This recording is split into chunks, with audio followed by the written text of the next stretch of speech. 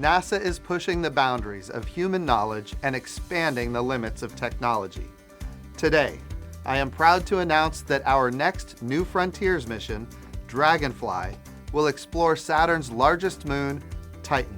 शनि के चंद्रमा टाइटन पर अब ड्रैगनफ्लाई को भेजने की योजना है और ये ड्रैगनफ्लाई वहां पर यह पता करेंगे कि क्या वाकई टाइटन पर किसी रूप में जीवन मौजूद है। और इस पूरे मिशन को अंजाम दे रहा है नासा, क्योंकि नासा को जो वहां से संकेत मिले थे उससे यह समझ में आ रहा था कि शायद वहां पर जीवन के उत्पन्न होने के तमाम घटक मौजूद हैं, यानी कि वहां का वातावरण और वहां का वायुमंडल इस लायक है कि वहां पर जीवन किसी न किसी रूप में मौजूद हो सकता है। तो अब नासा ये जानना चाह रहा है इस मिशन के जरिए कि क्या वाकई टाइटन पर जीवन किसी न किसी रूप में मौजूद है और क्या वहां का वायुमंडल ऐसा है जहां पर इंसान भी रह सकते हैं। तो इन्हीं तमाम जानकारी को आज मैं इस वीडियो में समेट कर लाया हूं, तो इस वीडियो को आखिर तक जरूर देखिएगा। नमस्कार, मैं हूं डॉक्टर सुरजीत सिंह और आप देख रहे हैं महना मिस्ट्री।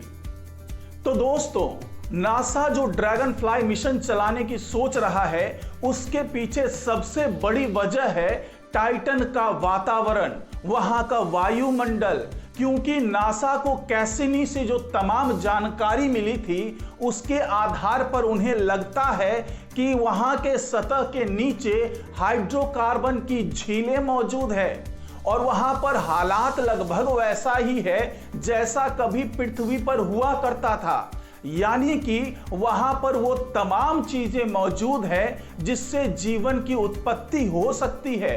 तो नासा के वैज्ञानिकों को यह लगता है कि शायद टाइटन पर किसी न किसी रूप में जीवन मौजूद होगा।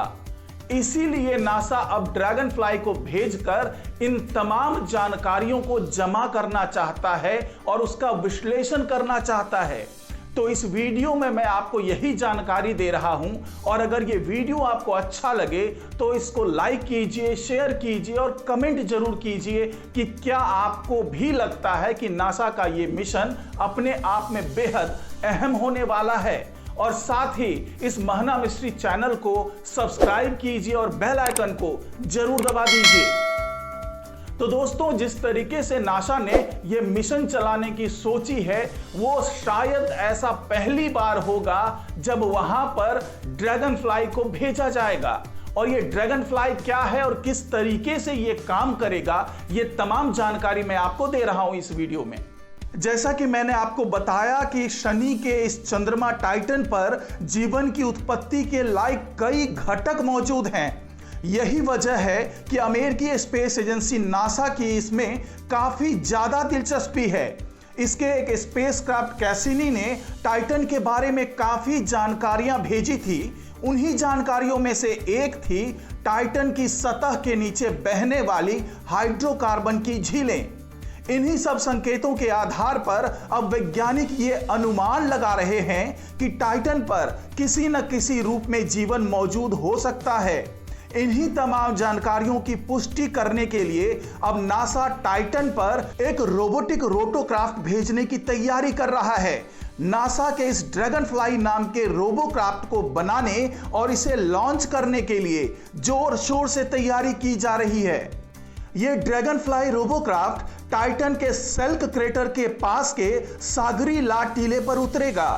नासा के वैज्ञानिक के मुताबिक यह इलाका शोध के लिहाज से बेहद उपयुक्त है। उस इलाके से टाइटन से जुड़ी तमाम जानकारियां मिल सकेंगी। एक नए अध्ययन ने इलाके के 6 हिस्सों का नक्शा बनाया है जिन्हें ऐसी जगहों के रूप में चिन्हित किया जो रेत के टीले या बर्फीले मैदान से ढके हों। यह टाइटन का भूमध्य रेखा का सूखा इलाका है और यहां पर बहुत ही ठंडा और मोटा वायुमंडल वाला हाइड्रोकार्बन का संसार है।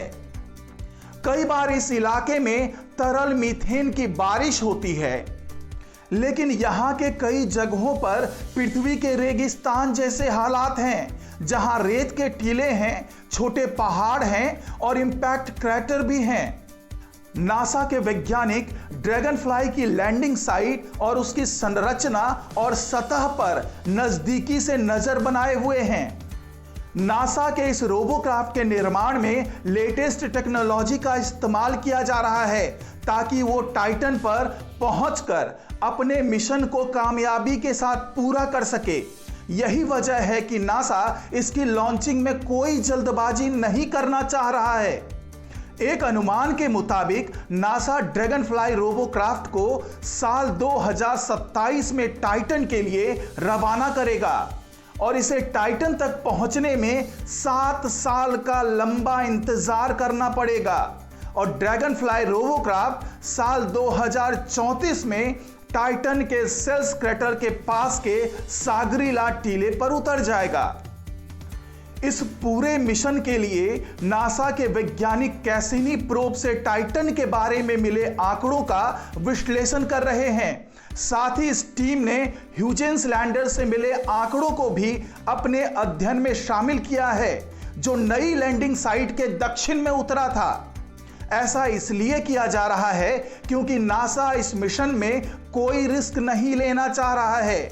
नासा को यह पता है कि इस मिशन की तैयारी में काफी पैसा और समय लगेगा, इसलिए अगर इस मिशन में थोड़ी सी भी लापरवाही हुई तो फिर अगले कई साल तक इस मौके के लिए इंतजार करना पड़ सकता है। आपको बता दें कि ड्रैगनफ्लाई एक तरह का रोटोक्राफ्ट होगा जो एक हेलीकॉप्टर के जैसा होगा, जो उसी तरह से काम करेगा जैसा एक ड्रोन काम करता है। इसका भार करीब 450 किलोग्राम होगा, जिसमें 8 रोटर्स होंगे और हर रोटर का व्यास 1 मीटर होगा। टाइटन में कम हवा और कम ग्रेविटी होता है और यहां ड्रैगनफ्लाई की अधिकतम गति 36 किलोमीटर प्रति घंटा होगी, जिससे यह अपनी लैंडिंग साइट से दूर कई लंबी उड़ान भर सकेगा। आपको बता दें कि टाइटन की तुलना शुरुआती पृथ्वी से की जाती है, यानी कि टाइटन का वायुमंडल और वातावरण लगभग वैसा ही है जैसा पृथ्वी पर शुरुआती दिनों में हुआ करता था।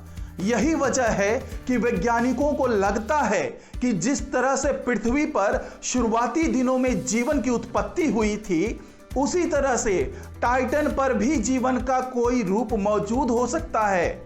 वैज्ञानिकों को उम्मीद है कि जिस तरह से मंगल पर क्यूरोसिटी रोवर को भेजने से वहां के बारे में तमाम जानकारियां मिली थी, उसी तरह से ड्रैगनफ्लाई के टाइटन पर पहुंचने से वहां के बारे में कई बारीक जानकारियां मिल सकती है। तो आपने देखा कि नासा का ये ड्रैगनफ्लाई मिशन क्या है, लेकिन इसके लिए हमें अभी 5 साल इंतजार करना पड़ेगा जब नासा इसको लॉन्च करेगा। लेकिन अगर इससे मिलने वाले आंकड़ों की बात करें तो इसके लिए अभी 13 साल का लंबा इंतजार है।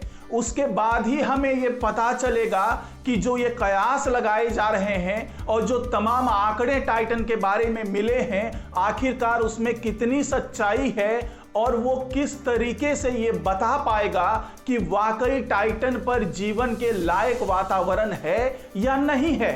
तो इन्हीं तमाम जानकारियों को पाने के लिए नासा के वैज्ञानिक दिन रात जुटे हुए हैं और उन्हें लगता है कि ड्रैगनफ्लाई मिशन से उन्हें ये तमाम जानकारियां मिल जाएंगी।